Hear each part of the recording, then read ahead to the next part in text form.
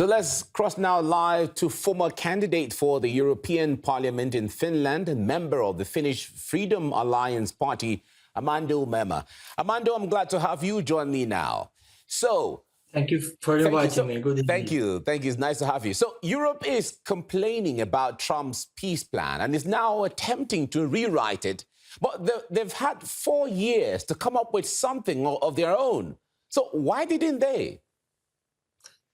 Yes, so President Trump is doing a tremendous job for peace globally, and is the case also for Ukraine. The thing is that Europe does not have a role anymore to be involved in any peace negotiations. The reason for this is that Europe has lost its position of neutrality in this conflict by providing weapons and money to Zelensky regime. So we are not in the position to be writing a peace plan along with President Trump. So instead of supporting President Trump into this agreement that also President Putin said could be a good base for a lasting peace, they are trying to rewrite the key points that have been made as understood by Steve Witkoff and Dmitry Kirillov, the Russian top negotiator. So the thing is that Europe, during the meeting in Switzerland, they have come out with some crazy ideas like use the frozen Russian assets as part of the peace plan, and they rejected the idea of territorial recognition of what is now de facto as a new Russia, where the speaking Russian population live in those areas, which this has been recognized also by the United States.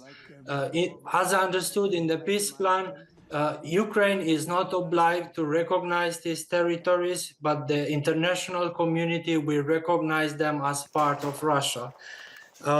So the thing, another very key important thing is that Europe wants some sort of security guarantee, some sort of Article 5 of NATO to create in future a security guarantee for Ukraine, which of course this cannot be acceptable in my view by the Russian position, because this is exactly what this conflict it has all been about. So about protecting the national security of Russia and stopping NATO expansionism at the doorstep of Russian borders. So clearly we have President Trump doing a tremendous job for peace, and Europe once again, they want a central role in the peace negotiation. They cannot have that, and they come up with ideas that are completely detached from the reality. All right. Now, do you think Europe will get the changes it wants? And what is Trump likely to say? And let's not also forget Moscow here. I think what is likely to happen is that President Trump and President Putin will do some real politics here, and they will bypass Europe into getting a settlement for the Ukrainian conflict. So what I think, in my view, is going to happen is that all the requests made by Europe will be ignored.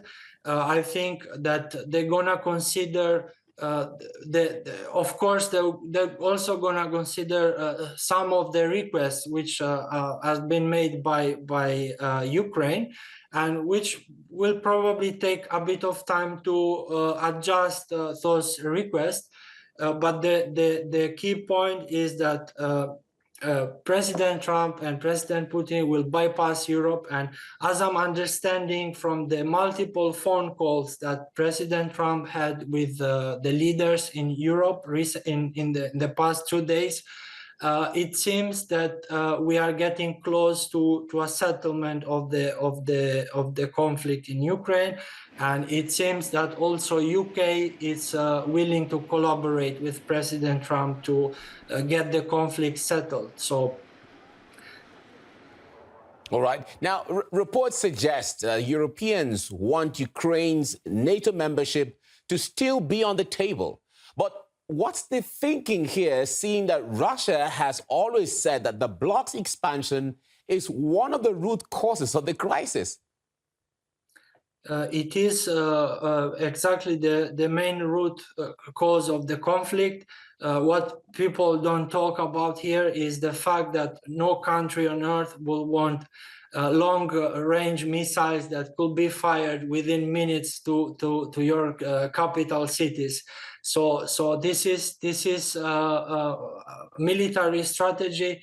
If America would have been in the same position, probably would have acted in the same way. So if, for instance, there would have been military bases constructed near American borders, probably this is the scenario we would have also seen. So this clearly cannot be part of the peace negotiation deal.